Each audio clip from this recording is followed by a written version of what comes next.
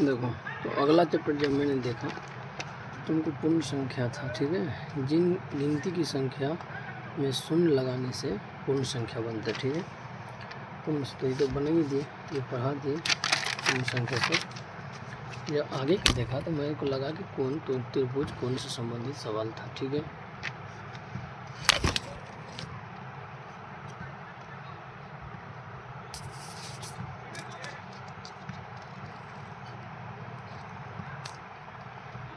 हाँ, तो ये सवाल था।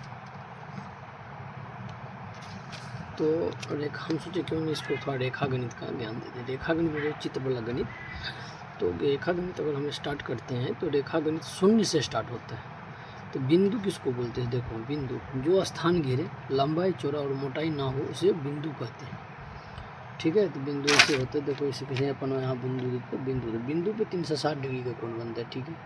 कोई भी पॉइंट होता है उसमें 360 डिग्री का कोण बनता है, तो बिंदु, तो उसको बिंदु बोलते हैं, ठीक है। ये जो अपन छोटा छोटा चीज़ होता है, ये सब ज्ञान होना चाहिए, ठीक है। देखो ये हुआ बिंदु, अगर इसे गोल दे देंगे तो ये हुआ शून्य या जीरो या घेरा हुआ या वृत्त। अगर इसमें पॉइंट देकर बराबर तो खींचेंगे तो ये वृत्त हो जाएगा, लेकिन अपन इसको क्या करते हैं, इसे पॉइंट गोला शून्य, इसको पॉइंट देते हैं, इसको बिंदु बोलते हैं, ठीक है। कि एक बिंदु से अनेक रेखा खींचा जा सकता है। देखो, अगर दूसरा पॉइंट है कि एक बिंदु से अनेक रेखा खींचा जाता है। एक बिंदु है, देखो इसे खींच दिए, इसे खींच दिए, जितना मन उतना अनेक रेखा खींचा जा सकता है ना, ये याद रखना। एक बिंदु से अनेक रेखा की एग्जाम में पूछता है। दूसरा पॉइंट है, दो बिंदु से केवल एक रेखा खींचा जा सकता है। दो बिंदु हो, अगर दो बिंदु हो तो उसके कितना रेखा खींचा जा सकता है? एक रेखा खींचा जा सकता है। हम तो इसे देंगे तो इधर चले आएगा, फिर इसे खींचेंगे तो ऐसे खींचा जाएगा। ये दोनों बिंदु पर नहीं टकराया, तो दो बिंदु से केवल एक रेखा खींचा जा सकता है। दो बिंदु से केवल एक रेखा खींचा जा सकता है, ठीक है। तो उसके बाद रेखा क्या होता है? देखो रेखा क्या होता है ये भी तुमको हम समझा देता हूँ, ठीक है। रेखा को इंग्लिश में सेगमेंट बोलते हैं। एक सीधी काल्पनिक पथ जो दो दिशाओं में अनंत बिंदु तक जा सकता है उसे रेखा कहलाती है। जैसे एक पॉइंट यहाँ पे, एक पॉइंट यहाँ पे, यहाँ से अगर जाने दो तो ये कहाँ तक जाता है? कोई पॉइंट हम बढ़ाते जो तुम, फिर इधर भी बढ़ाते जाओ, ठीक है। तो दो बिंदु से अनंत तक जाता हो तो उसको क्या बोलते हैं? रेखा कहलाते हैं। तो परिभाषा तो लिख लिया होगा। रेखाखंड क्या होता है? रेखाखंड मतलब ये रेखा है टोटल, इसका अगर काट दो यहाँ से, जैसे ये बिंदु यहाँ से दोनों मिला दो तो ये रेखाखंड होगा, छोटा टुकड़ा, इसको रेखाखंड बोलते हैं, ठीक है। तो ये रेखाखंड आपको मैंने पल बता दें। देखो रेखाखंड ये है, इसमें तीर जैसे निशान नहीं होता, ये कटान बिंदु तो मतलब रेखा का खंड, छोटा सा रेखाखंड मतलब छोटा सा रेखा, ठीक है। अब चलो इधर चलो, अब ये देखो लंबवत रेखा होगा, रेखा नहीं रेखा, लंबवत रेखा, ठीक है। लंबवत रेखा, दो रेखा है और एक दूसरे को समकोण पर काटती हो। देखो ये एक रेखा, ये एक है, इसको लंबवत बोलते हैं। जैसे मान चलिए कि एक रेखा है, ठीक है, और ऊपर से एक आगे, तो इसको लंबवत काटा, क्या इसका लंबा लंबी काट दिया, तो लंबवत काटा, तो यहाँ पर 90 डिग्री का कोण बनता है, ठीक है। 90 डिग्री कोण हम सिखाए थे ना, तो इसीलिए कोण हम सिखा दिए कि जब हम पढ़ाएंगे अब बोलेंगे यहाँ 90 डिग्री काटता है, तो लंबवत है तो मतलब 90 डिग्री काटेगा। 90 डिग्री कोई बिंदु है तो बिंदु पे 180 डिग्री का कोण, 360 डिग्री कोण, अगर बीच से इसको काट दिया तो इधर भी 180 बनता है। देख रही है, देखो कोई भी बिंदु है, कोई भी बिंदु हो या पॉइंट हो, तो कोई भी बिंदु है या पॉइंट हो तो इस पर जो है ना इसको अगर बीच से काटो तो ये बिंदु पर 360 का बनता है। अगर बीच से काट दिया तो ये 180 डिग्री बन गया और ये 180 डिग्री बन गया, तो 180 360 हो गया। अगर इसको बीच से काट दिया तब ये लंबवत रेखा होता है। तो 180 था पल, इधर भी 90 बना और इधर भी 90 बना, तो 90 180 होता है। अगर पूरी नीचे तक काट दिया तो ये भी 90 बनेगा, ये भी 90 बनेगा, तो 90 180, 90 180 360 हो गया। तो ऐसे होता है, ये सब आना चाहिए। अब प्रतिच्छेदित रेखा किसको बोलते हैं? प्रतिच्छेदित रेखा वैसे रेखा जैसे कोई रेखा है उसको काट दिया, इसको प्रतिच्छेद रेखा कहते हैं। वो लंबवत नहीं काटता, तिरछी कैसे भी काट सकता है, तो उसको प्रतिच्छेदी रेखा बोलते हैं। इसमें कोण बनता है, ये बाद में पढ़ेंगे, ठीक है। अब एक किरण क्या होता है? जैसे सूरज का किरण हुआ, तो किरण क्या होता है? एक बिंदु से निकलती कोई रेखा एक ही दिशा में अनंत तक जाती हो। अगर सूरज कितना दूर है और वहाँ से निकलती है एक पॉइंट, देखो कहाँ कितना दूर तक जाती है, तो उसको क्या बोलते हैं? किरण बोलते हैं, ठीक है। अरे ये सब जानकारी मैथ अगर स्टार्ट कर दी हो तो ये सब जानकारी जरूरी है, ठीक है। कोण किसको बोलते हैं? एंगल। कोण बोलते एंगल जब दो किरणें या रेखा एक ही बिंदु पर मानो एक बिंदु है यहाँ पे, ठीक है, देख रही हो ना, दो बिंदु है एक यहाँ पे। अब मान लो इधर से भी एक रेखा है और इधर से भी रेखा है। अब यहाँ पे जो बना इसको क्या बोलते हैं? कोण बोलते हैं। अपन क्या बोलते हैं? इसको अपन कोण बोलेंगे, ठीक है, इसको अपन कोण बोलेंगे। तो जैसे ये ए बी हो गया, ये बी हो गया, ये सी हो गया। इसको लिखने का तरीका ए बी सी, कोण ए बी बीच में रहेगा, जहाँ पे कटता है ना वो बीच में रहता है। इसको ऐसे भी लिख सकते हैं सी A B A, C B ए, तो ऐसे भी लिखा जा सकता है। ये बी सिर्फ बीच में रहना चाहिए, तो इसका अर्थ होता है कि यहाँ पे कोण बन रहा है, बी पॉइंट में क्या बन रहा है? कोण बन रहा है। ये कोण, तो कोण समझ गया। कोण समझने के बाद देखो ये समझो त्रिभुज। अब देखो त्रिभुज क्या होता है, तो त्रिभुज में 3 कोण होता है और 3 भुजा होता है, ठीक है। त्रिभुज में क्या क्या होता है? 3 कोण होता है और 3 भुजा होता है। मान लो चलो एक त्रिभुज है, मान के चलो ये एक त्रिभुज है। तो इस त्रिभुज में क्या क्या है देखो, बढ़िया ध्यान से देखो। एक कोण यहाँ बना, एक कोण यहाँ बना, एक कोण यहाँ बना, ठीक है। देखो ये एक भुजा ये है, एक भुजा ये है और एक भुजा ये है। अगर इसको ए लिख दे, इसको बी लिख दे, इसको सी लिख दे, इन दोनों को क्या लिखेंगे? ए बी भुजा। इसको क्या नाम देंगे?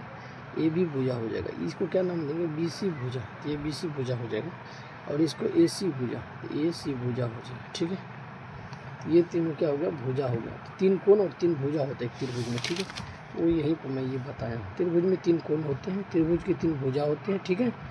त्रिभुज के तीनों कोण का योग 180 डिग्री होता है, ये याद रखना। त्रिभुज के तीनों कोण का योग कितना होता है? 180 डिग्री। चतुर्भुज क्या होता है? तो 4 भुजा होते हैं। कैसे भी चतुर्भुज, कैसे भी 4 रेखा से जो घिरा हो उसको क्या बोलेंगे? चतुर्भुज बोलेंगे। ये अगर ऐसा हो तो ये वर्ग है, एक वर्ग भी चतुर्भुज है, एक आयत भी चतुर्भुज है, या कैसे भी टेढ़ा मेढ़ा अगर चतुर्भुज है तो क्या है? चतुर्भुज है, ये भी चतुर्भुज है, ठीक है। ये चतुर्भुज हो गया। वर्ग क्या होता है?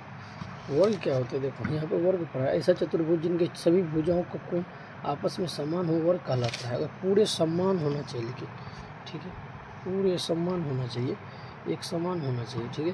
तो देखो जैसे ये वर्ग है, अगर सब समान हो, ये 4 सेंटीमीटर, ये भी 4 सेंटीमीटर, ये भी 4 सेंटीमीटर, ये भी 4 सेंटीमीटर, तो इसको वर्ग कहते हैं। अगर चारों भुजा बराबर हो तो वर्ग कहते हैं। अगर सभी भुजा बराबर है तो लंबवत होगा तो 90 डिग्री का कोण बनेगा। क्या बनेगा? ये 90 डिग्री का कोण बनेगा। तो वर्ग में चारों भुजा का योग 360 डिग्री होता है। चतुर्भुज कोई भी हो, चारों भुजा का योग 360 डिग्री होता है। और आमने सामने का भुजा का योग 180 डिग्री होता है। आमने सामने का भुजा का योग 180 डिग्री। तो ये अभी मैं लिखा नहीं हूँ, लेकिन बाद में अपन तो लिख लेना, या चाहे जो करना हो करना, लिखना हो तो लिख लो।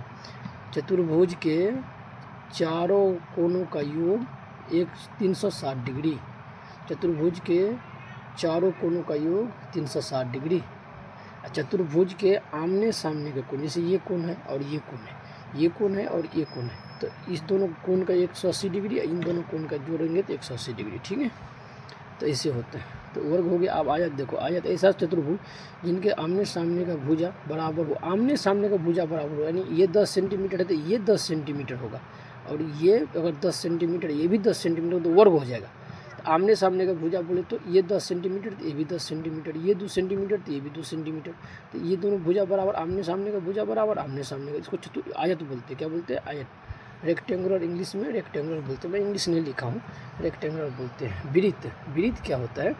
किसी समतल में एक निश्चित बिंदु से समान दूरी पर स्थित बिंदुओं को मिलाने वाली बंद आकृति को वृत्त कहते हैं। क्या बोलते हैं? उसको वृत्त बोलते हैं अपन, ठीक है। जैसे ये सेंटर है, यहाँ से एक प्रकार लो, ऐसे चारों तरफ घुमा दो, ये पॉइंट को केंद्र बोलते हैं, या इंग्लिश में सेंटर बोलते हैं, ठीक है। अगर ये पॉइंट से जो यहाँ तक के बिंदु होगा, यहाँ तक, इसको रेडियस बोलेंगे। रेडियस बोले तो हिंदी में तिर्जा बोलेंगे। क्या बोलेंगे? तिर्जा बोलेंगे। अगर ये यहाँ से यहाँ तक चले जाए तब क्या बोलेंगे? इसको डायमीटर बोलेंगे, व्यास बोलेंगे, ठीक है। अगर अभी फार्मूला सब नहीं पढ़ा रहे हैं, फार्मूला आगे पढ़ाएंगे, सिर्फ अभी तुमको ये जानकारी होता है कि वृत्त क्या होता है, वर्ग क्या होता है, भुजा क्या होता है। हाँ मेजर कहाँ भरे? एक बोतल है मेरे पास, चल जाएगा आज। देखो गुणज, अब उससे अगला चैप्टर मैंने उल्टाया तो उसमें कुछ वो था, लेकिन उससे आगे मैं चैप्टर पढ़ा तो गुणज था। गुणज समझना जरूरी है। गुणज मतलब होता है मल्टीपल। जैसे 5 का गुणज को 5 का पहाड़ा, 5, 10, 15, 20, 25, 35, 40, 50, 55, 60, इस तरह का जो सन है इसका पहाड़ा तो गुणज कहलाता है। गुणनखंड क्या होता है, जैसे 12 है तो 12 में किस किस संख्या से भाग लगेगा, 12 से नीचा। 12 का गुणनखंड क्या होता है, तो फैक्टर उसको बोलते हैं इंग्लिश में। तो उससे नीचे 12 में देखो 1 से भाग लगेगा, 2 से भाग, 3 से भाग, 4 से भाग, 6 से भाग और 12 से भाग। 8 से 7 से तो भाग नहीं लगेगा तो इसको बोलते हैं गुणनखंड। किसी संख्या से इसमें भाग लगता हो तो उसको उभयनिष्ठ गुणनखंड क्या होता है, जैसे 2 संख्या दे देगा, अगर वो दोनों को गुणनखंड पहले करना। गुणनखंड में जो कॉमन हो, जैसे देखो 1 से 12 में भी लगता है, 1 से 16 में भी लगता है, 2 से 12 में ये 3 इसमें और ये 3 इसमें भी है, तो इसको उभयनिष्ठ गुणनखंड बोलते हैं। ठीक है, ये दोनों में कॉमन हो। ठीक है,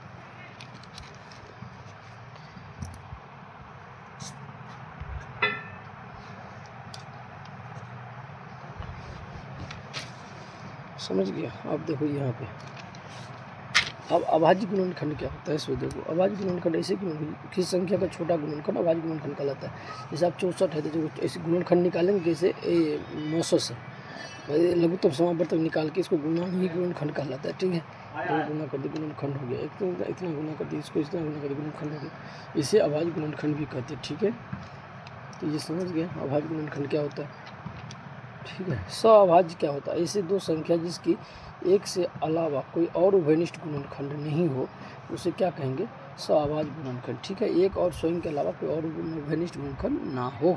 ठीक है, अभी उतना समझ में नहीं आएगा, जब चैप्टर पढ़ेंगे। अभी तुम्हारे 6ठा का मैथ में है तो वहाँ पे तुम अभाज्य गुणनखंड को तो पता चलेगा क्या होता है। ठीक है, 6ठा या 5वां चैप्टर है। ठीक है, तो अब देखो इससे आगे, अब इससे आगे भाग लगने का नियम है। इससे आगे क्या है, विभाजिता का नियम। इंग्लिश में बोलते हैं विभाजिता लॉ, डिविजिबल लॉ, और हिंदी में बोलते हैं भाग लगने का नियम। ठीक है, विभाजिता का नियम। किसी संख्या के अंत में 0, 2, 4, 6, 8 रहे, वह संख्या किससे भाग लगेगा, 2 से भाग लगेगा। ठीक है, अगर कोई संख्या हो, मान के चलो 2 है, 4 है, 8 है, 7 है, तो अगर इसी संख्या में 2 से भाग में तो पूरा कटेगा कि नहीं, ये प्रमाण है। अंतिम में क्या है, 7 है, इसका मतलब है ये पूरा 2 से नहीं कटेगा, बाद में शेष बच जाएगा। अगर यहाँ पे 8 हो तो कटेगा, 2 हो तो कटेगा। ठीक है, यहाँ पे और कोई एक संख्या हो, 6 हो तो कटेगा, 0 रहेगा यहाँ पे तो कटेगा, पूरे कट जाएगा। तो यही नियम है इसका।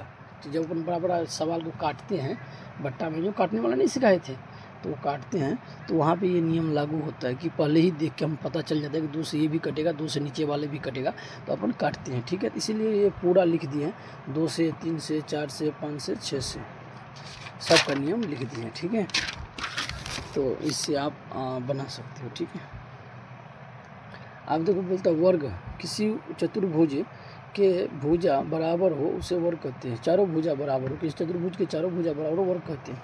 वर्ग के सभी भुजा क्या होता है, बराबर होता है आपस में। वर्ग के सभी भुजा क्या होता है, आपस में बराबर होता है। ठीक है, चतुर्भुज के किन्हीं 2 आमने सामने की भुजाओं का योग 180 डिग्री होता है। ये और ये 190, 90, 180, 90, 90, 180। ठीक है, वर्ग है तो उतने होगा। अब देखो इसका फार्मूला भी देख लो, क्या बोलते हैं, वर्ग का क्षेत्रफल भुजा स्क्वायर होगा, वर्ग का परिमाप 4 गुने भुजा होगा, वर्ग के विकर्ण √2 गुने भुजा होगा। ये तो याद करना ही पड़ेगा आपको, कैसे भी हाल में याद करना ही पड़ेगा भैया। अब इस पे सवाल भी है आपके चैप्टर नंबर 8 नंबर चैप्टर है। ठीक है, 8 नंबर चैप्टर पे यही सब पूरा सवाल है। आयत, जिनके आमने सामने का भुजा बराबर उसको आयत कहते हैं। अभी तो पढ़ेबे की, अब उसका एक फार्मूला देख लो, ये तो याद करना ही पड़ेगा आपको। आयत की क्षेत्रफल लंबाई गुने चौड़ा, आयत की विकर्ण रूट टेंडर लंबाई स्क्वायर प्लस चौड़ा स्क्वायर। ठीक है, अब वर्ग अच्छा से पढ़ा देंगे तो ये रूट वाला निकालना सीख जाओगे। ठीक है, आयत की परिमिति 2 इंटू लंबाई प्लस चौड़ा, आयत की परिमिति 2 इंटू लंबाई प्लस चौड़ा। अब देखो ये त्रिभुज, ये त्रिभुज में 3 भुजा और 3 कोण, और 3 कोण के योग 180 डिग्री होते हैं। ठीक है, 3 भुजा होती थी। अब देखो त्रिभुज का क्षेत्रफल 1/2 धार गुने ऊंचाई होता है। त्रिभुज का क्षेत्रफल 1/2 धार गुने ऊंचाई होता है। त्रिभुज की परिमिति a + b + c, अगर इससे तीनों भुजा का जोड़ दो तो परिमिति हो जाएगा। फिर त्रिभुज के तीनों कोणों का योग कितना, 180 डिग्री, इसको याद कर लेना। अब यहाँ पे कुछ लिख दिए, 1 किलो में कितना ग्राम होता है, तो 1000 ग्राम होता है। जब हम बोलते हैं ना कि 500 ग्राम दो, और 1000 ग्राम 1 किलो दो, 500 ग्राम दो, 250 ग्राम दो, तो 250 ग्राम मतलब 1 किलो का 1/4 दो। 250 ग्राम, फिर 250 ग्राम, 500 ग्राम, 250 ग्राम, फिर 250 ग्राम, 500 ग्राम, 500 ग्राम, 500 ग्राम, 10 ग्राम। तो 1 किलो में 10 ग्राम होता है, यानी 1000 ग्राम होता है। 1 रुपया में 100 पैसा होता है। 1 रुपया में 100 पैसा, सुनो, 1 रुपया में 8 आना, 16 आना होता है। जैसे बोलते पहले चलता था 8 आना, 8 आना, 16 आना, ठीक है। हम लोग 8 आना, 4 आना, 20 पैसा, 10 पैसा, 5 पैसा, ये सब देखे हैं। 1 कुंटल में 100 किलो, एक कुंटल में 100 टन होता है। 100 टन कुंटल बराबर 1 टन होता है। 100 कुंटल बराबर 1 टन। 20 तौ बराबर 1 जस्ता। अभी तो कॉपी ऐसे बना आ जाता है, लेकिन पहले तौ मिलता था, तो 20 तौ बराबर 1 जस्ता होता है। हम लोग 1 जस्ता कॉपी लेते थे, फिर उसको आके धागा से टाकते थे। 20 जस्ता बराबर 1 रीब होता, ठीक है। 12 वस्तु बराबर 1 दर्जन होता था। 16 वस्तु बराबर एक सुरिया होता, ठीक है। इसको याद कर लेना, milli, centi, decimetre, deca, hecto, kilo, litre. इसको कैसे याद करना, milli, centi, decimetre, deca, hecto, kilo, ऐसे, ठीक है। अब इतना फार्मूला अगर याद है तो आप छठा का कोई गणित का कोई भी सवाल बनाने लायक हो गए हो आप, ठीक है। अब अपन चलते हैं चैप्टर पर, बताएंगे आपको, ठीक है।